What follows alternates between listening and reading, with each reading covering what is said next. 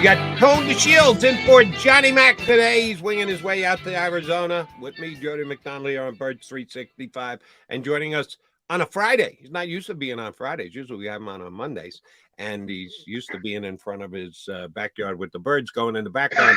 Today he's in front of the obligatory hotel room curtain. Live from Arizona, it's our buddy Chris Franklin from NJ.com. All right, Chris, we got plenty of time to break down the game with you, but first things first. Give us the feel of the town right now. We've seen the clips starting with media day leading up and all the availability that the players have given to you guys and everybody across the nation for that matter. What's the feel like in town? Eagle fans, Chief fans, everybody else leading up to Super Bowl 37 2 days out. What's it like out there? Well, it's the first couple of days out here.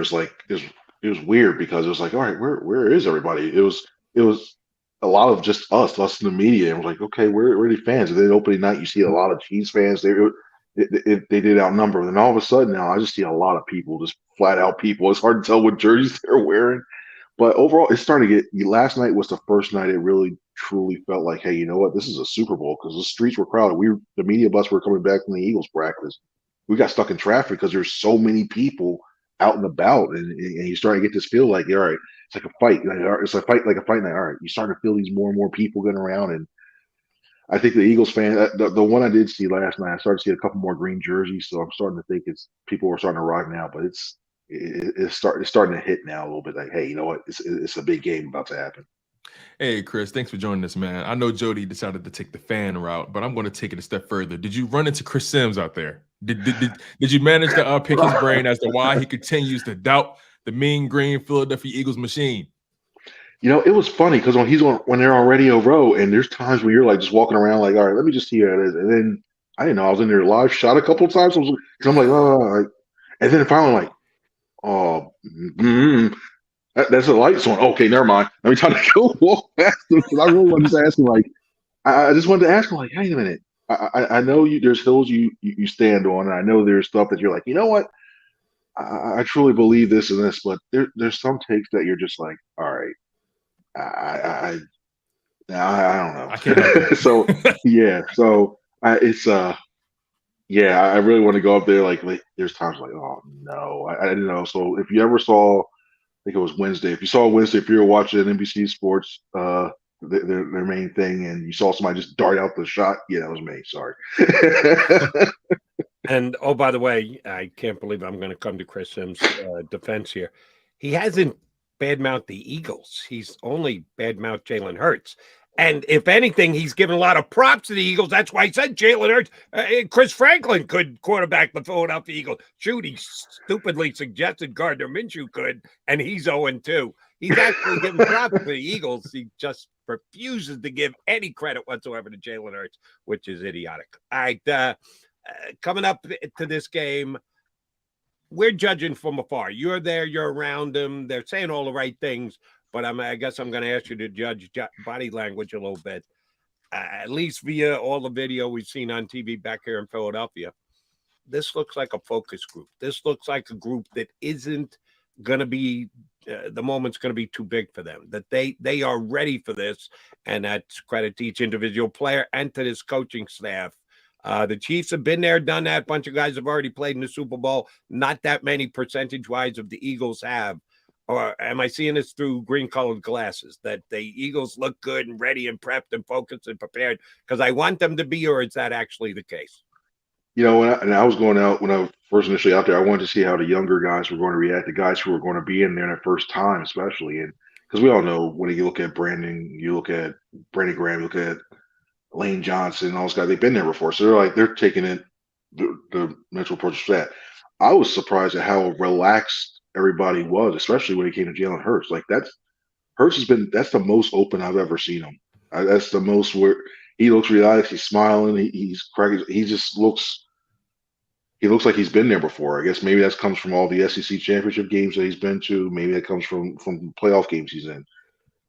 And so anyway, I was talking to Kenneth Gainwell and all these other guys, and you see it, and they're just really chill. It's eerily chill. I'm like almost like, it's just another week. It was like almost like it's regular season. We just have a patch that says Super Bowl 57 on it. It's crazy how they're doing, but yeah, they seem really focused. They seem really relaxed, and I think that's big because they're not letting this moment get too big for them, especially when you know as everything online has increased attention onto it, the distractions, the weird things that are going on around all around that hotel and around the city.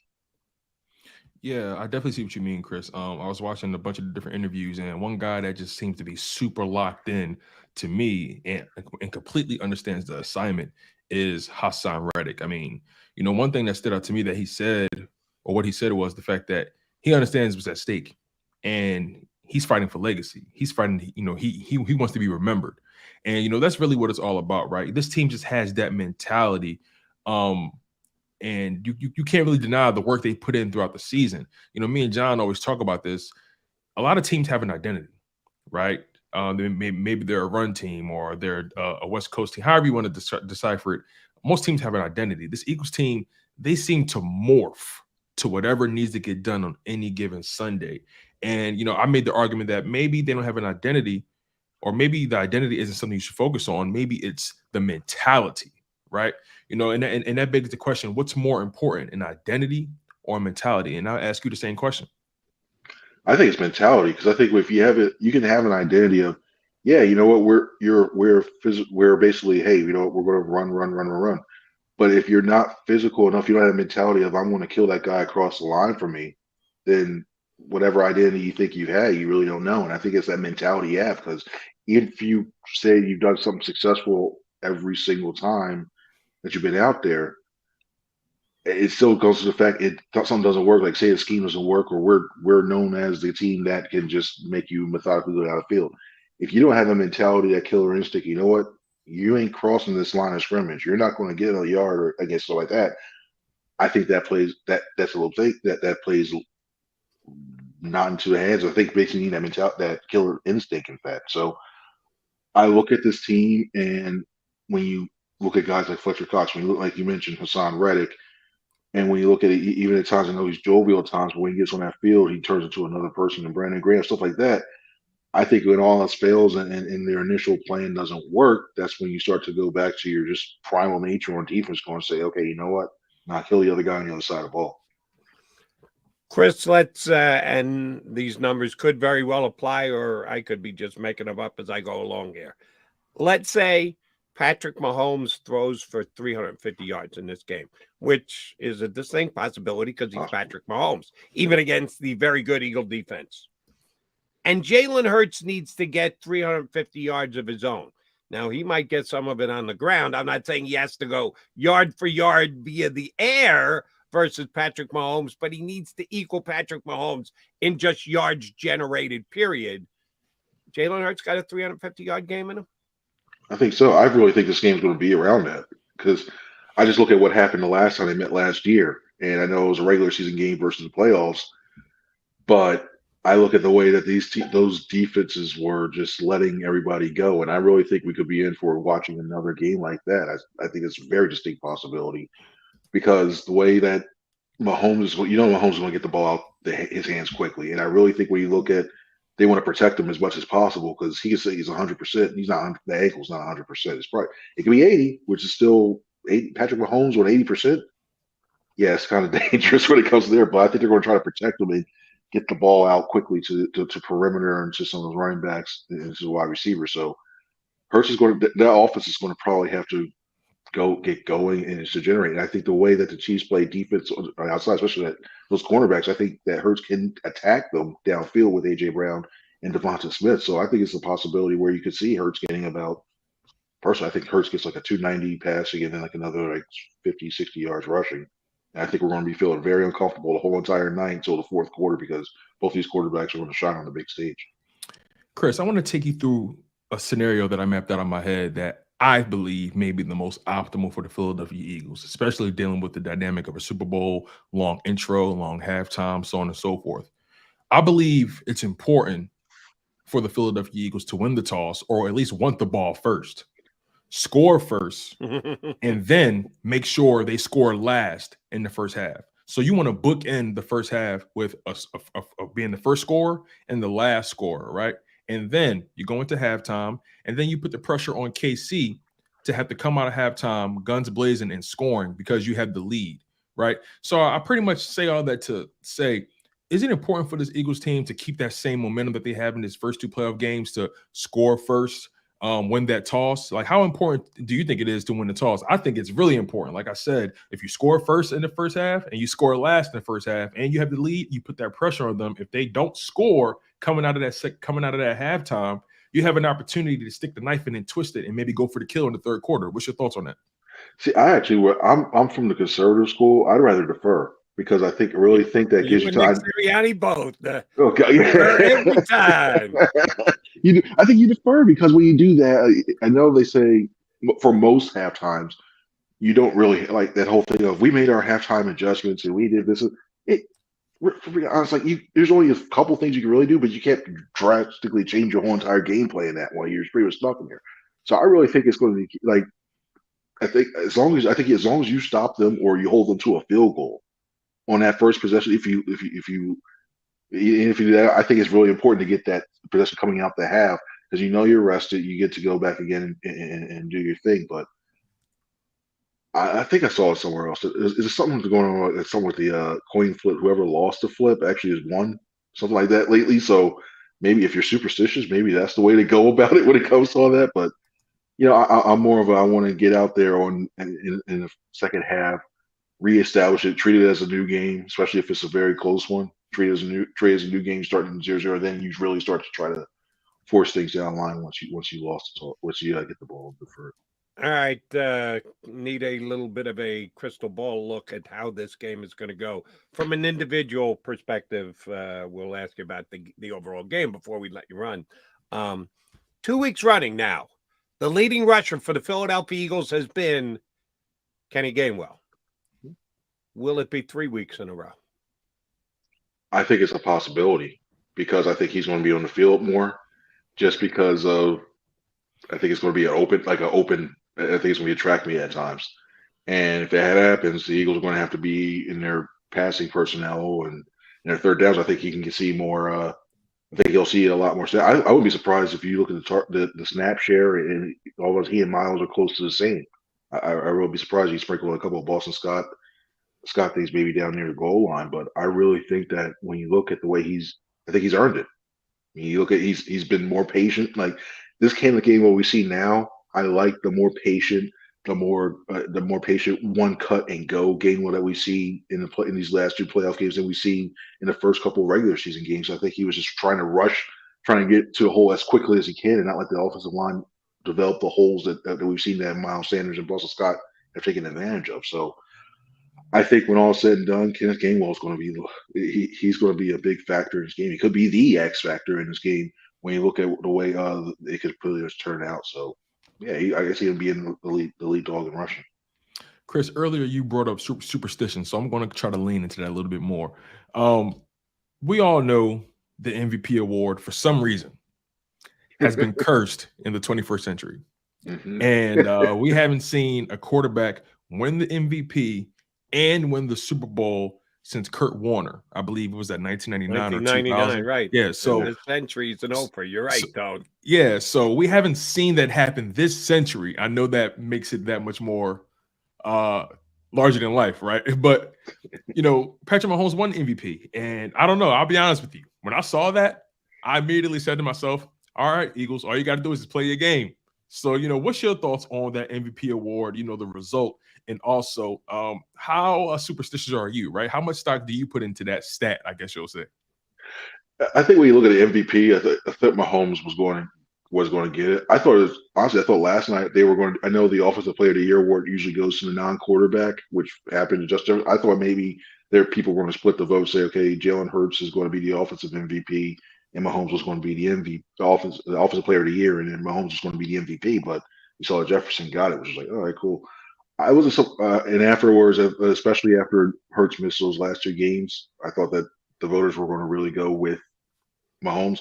I was just shocked there were so many 3rd and 4th place votes for Hurts. I thought there was like 10 4th place votes or something like that when I saw the breakdown. I was like, I didn't get that. I thought it was a 2-man race, and there were so many 3rd and 4th place votes that kind of shocked me a little bit. But I think it kind of I'm not a big superstition guy, but there is a weird trend that's going on right now. Normally, I'm not like, okay, I have to make sure I go on the left side of the road, and oh no, I'm not going to step on that crack. So I want my mom's back to be okay for the next time being. But when I look at this stat here, it's just, I think it's more of a weird coincidence that's happening right now, I think it's more of that than anything. But for some of those guys who feel like they need to have a certain shake or they have to start the same routine, if they're really into that and heavily, hey, that helps them out mentally. Hey, go for it. But I'm not the more superstitious type when it comes to stuff like that. Got it. And oh, by the way, of the 50 Associated Press voters who voted for the MVP, 2 of them somehow did not have Jalen Hurts in the top 5.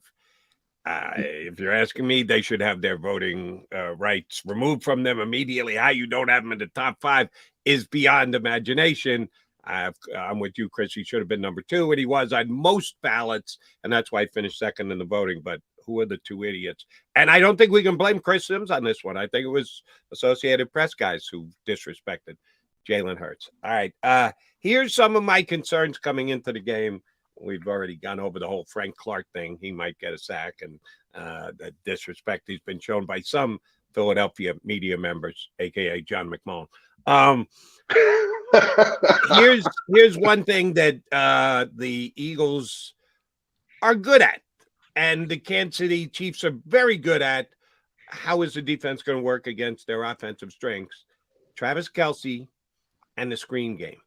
We all think of Patrick Mahomes winging it downfield, off the back foot, over underhand, all these different angles he throws from. He's also really good at the screen game. And Jerick McKinnon's a pretty good guy catching the ball out of the backfield. So that is Eagles linebackers and Eagles safeties having to make plays, either covering Kelce downfield and or coming up and making the tackles on the guys coming out of the backfield. Are they up to that task, Chris? There's 2 things when you look at Andy Reid, like you see the DNA, you see the double pass and it's a screen pass. It's like you can put it on a book it on a being like, all right, cool. We'll see like probably like 5 to 10 screens a game when you look at this. I'm worried about not so much if the linebackers and defensive backs can get to Kelce in those situations and the running backs, because I think you see, and I've been surprised with TJ Edwards, and I've been surprised, and Kaiser White had speed, but I've been surprised with TJ Edwards and how well he's been able to go to the flat area and stop that. I'm more worried about the tackling. I think that's it, especially after seeing that Christian McCaffrey run in the NFC Championship game. Like, yeah, and you know how aggressive Kelce can be when he's running after the catch. So you can use as many tackling donuts as you can. You can try to use that, but nothing beats the full speed of a talented guy like that. So I think the defenders have that in the back of their mind, especially after what happened last 2 Sundays ago, or at least when they came to the NFC Championship game. That's if there's one thing that I'm really worried about, is that, because like I said, mentioned earlier, there's going to be a lot of short passes in that game just to try to protect Mahomes and to try to slow down and use the Eagles pass rush against them. So I'm really worried about how well these guys are going to be able to wrap up. And I think that's the biggest key on the defense. You can basically make Mahomes march methodically, go down the field and try to use a slow game and try to stop them on 3rd downs. But none of that's going to matter if you keep on giving up, if they're able to break tackles and getting extra yards and sustain drives. To your point about tackling, Chris, the Chiefs, they aren't one of the better tackling teams either. They're one of the lesser teams when it comes to stopping the run. I believe they're ranked maybe 17th or maybe 18th. Actually, I think they're ranked in the 20s, and when it comes to stopping a run. If I'm not, I might be wrong actually, but the bottom line is their run defense is Patrick Mahomes scoring a lot of points, and then they keep you from running the ball. That's their real run defense, right? But they are one of the lesser teams on 3rd down, right? And the Eagles do a pretty good job of keeping things at 2nd and 3rd and manageable, right? I'm of the mindset if the Eagles find themselves in a lot of 2nd and 5, 2nd and 4, 2nd and 3 situations, this game is going to get out of reach really quickly for the Chiefs. What say you about that notion? Yeah, and I think this is a one thing where I think this is a game because of that. I think that's where you really need Devonta Maddox, because not so much of just his covering in the slot and covering those areas. I like the way he was able to blitz off the edge, and you're not going to use him on the blitz every single time when it comes to that. But I think that factor of the surprise, where you know what, if you pick your spots right and you try to and you use it effectively, you can get them in the second and longs and really throw off the timing of that rhythm that Chiefs offense can get you when they're really humming. So I wouldn't be surprised if Jonathan Gannon uses a blitz, in which he's done it a little bit more, like even in the regular season, like the Eagles were in the middle of the pack. They weren't completely like in the bottom third, but they were in the middle of the pack when they changed the number of total blitzes. And we started seeing during this playoffs, they've used it a little bit more and more and more. I want to see that version of Gannon starting to come back where he does utilize that to try to basically force the issue and not just say back and go, okay, well, we got a good thing here. Oh, yeah, here's the middle of the field. Here's 7. Here's 6. Here's 6. Oh, you guys want to run a draw play? Okay, here's another 6. And you just see it go so quickly. So I think that's going to be I really want to see Gannon use that as aggressive blitz way, so that way it doesn't go off schedule. That basically you're not sitting there going, well, we know Mahomes is going to get hits tonight. Let's see if the offense really gets going now. But Chris, doesn't Mahomes kill the blitz normally? No, yeah, no, he does. But I think when you look at if you play it the right way, even if he is Patrick Mahomes, I think you can still get him in those situations. I think he still gets it, like even quarterback, no matter what. You can, and a lot of times you see him do those when he sees a blitz, he may try to roll out and go backside and then try to just flip it, do some weird flip to his running back. But even if you still do that, you still getting him in mind and still trying to throw him off. And he's going to be really limited with that ankle. I think even he was not going to be running 20 yards scampering downfield, but I think he's going to be limited enough with that ankle. And I think that on the backside, you have one of the better secondaries that can be able to limit him so you can take those chances when you have that. I'm with Tone on this one. Jonathan be Jonathan this week. Don't blitz Patrick Mahomes. That's playing into his hand. But that's just me. All right, I'm going to give you 2 stats here and give credit to those who I saw put them out. And I need you to respond to both. For Boop stats on one and our buddy Ruben Frank on the other. 112 teams have played in the Super Bowl, Chris Franklin. 56 times 2 is 112. Out of those 112 teams, how many have gone through their playoff run, including the Super Bowl, and not turned the football over?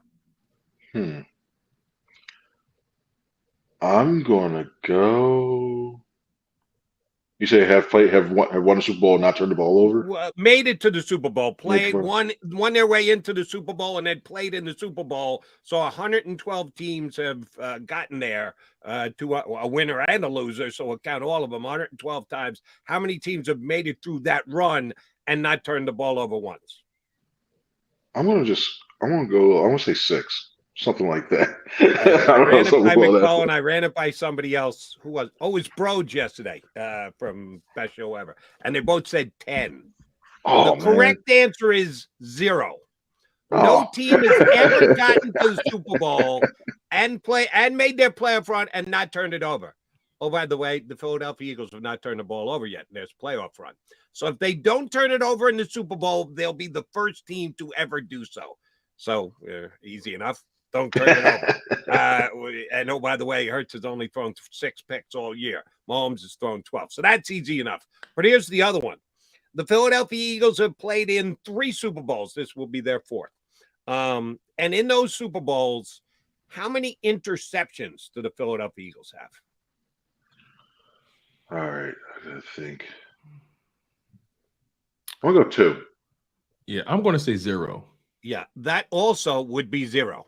They do not have an interception in any of their 3 Super Bowls, and they are the only team in the history of National Football League that have played in at least 2 and don't have a pick. They're 0 for 3. So the Eagles need an interception this week, and interception turnovers could very well be the key to this game.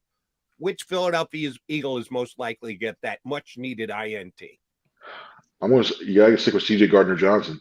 Because I think if they play a zone, and even if they do some other things, if the pass rush gets home, he's just shown a knack to jump the routes. Right? He just does. It's something instinctual with him, with that transition of him going to safety, you think like, wow, all right, cool. Like you see the way he's just been able to go back and he reads, he's get the help from underneath when it comes to those corners, and he just sees what's going to happen. He picks a spot and he goes that way. So I think he, of all people, might be the one to do that. And you start to look, I think the other guy I started to think for is Bradbury. But I'll probably go CJ Gardner-Johnson will be my top pick to get one, and then James Bradbury, maybe something late And then all of a sudden, next thing you know, that skyrockets him his contract even more, trying to re-sign him. So it's going to be crazy on that one too. But I think CJ is going to be the one. Along with the 0 interception stat, McMullen said something yesterday that was pretty interesting. He said the Philadelphia Eagles have not turned the ball over all year in 12 personnel.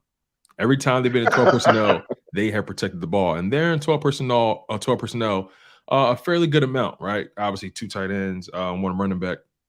But what is it about that formation that allows the Philadelphia Eagles to be so formidable in not just the pass game, but also in the run game? Is it the deception? Is it just you don't know what they're going to do? What is it about 12 personnel that allows this team to be so effective? Well, I think when you look at that, I think you have 3 legit receiving options in A.J. Brown, Devonta Smith, and Dallas Goedert that you have to really worry about. And then if you run a pass off of that, you have Jack Stoll, who's a decent blocker, to go ahead and still able to do that stuff. And then when they actually really do run the ball on those things, you have got those guys on the outside when they're basically blocking. I mean, I think Devonta Smith, you look at his slim frame, I think he's one of the better starting blocking wide receivers that are out there. You got Goddard, who's a decent blocker in himself, along with Stoll, and then you got to honor the Eagles' run game. So it puts defenses in a really, really tough bind because you've seen the successful run game that they have, and when you run the play action off of that, and then you have to cover those guys downfield because the linebackers and the rest of the secondary safeties are already taking 2 or 3 steps in because they believe it's going to be a run play. And then they're going to start to run back this way. Let's get back into pass coverage. That opens things up when it comes to that over as well too. So I think that's where you start to see that's one reason why I think the 12 personnel has had success this year. All right, C. Frankel, we need you on the record. Eagles versus Chiefs. They'll kick it off at 6:30. You're going to start writing at about 9:25. The game story you got to put together. You're going to have to wait till the game is over. How close is it going to be? Who will end up with more points? Give us your pick on Super Bowl 57. Are you guys doing anything probably next Thursday? Oh, we're planning on being here Monday, Tuesday, Wednesday, Thursday. Bird 365 isn't going anywhere just because the Eagles season is over. Are you guys not going to be at a parade? Hey, we'll find out. Parade is not going to start before 10 o'clock in the morning. Worst case scenario, we'll be here and drive quickly into Philadelphia thereafter. So, we will be on all days next week. I'm pretty damn sure. All right, cool. Well, I'll say get ready. I think the Eagles are going to win this game.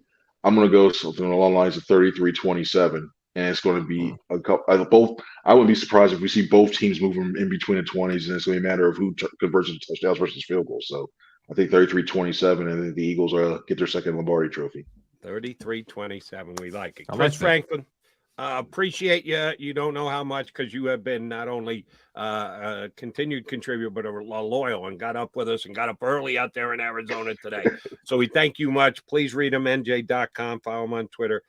C. Franklin, what's your Twitter handle again? C. Franklin News. I thought I was going to say football. My bad. C. Franklin News on Twitter as well. Christopher, feel free to smack McMullen upside the head when he gets there. Appreciate you jumping in with us this morning. Make sure he doesn't spill his coffee.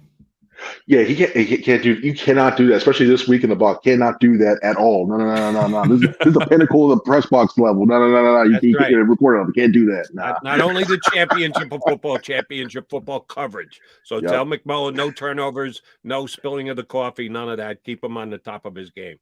Will do. I'll make sure. Thanks, Chris. That's Chris Franklin from NJ.com here with us on Birds 365. All right, Chris said 33-27. Mm-hmm. Johnny Mack yesterday said 31-27 Eagles. When we come back, I'll give you my official prediction on the game. Tom will give you his official prediction on the game. Keep it right here as we put a bow on the show leading up to Super Bowl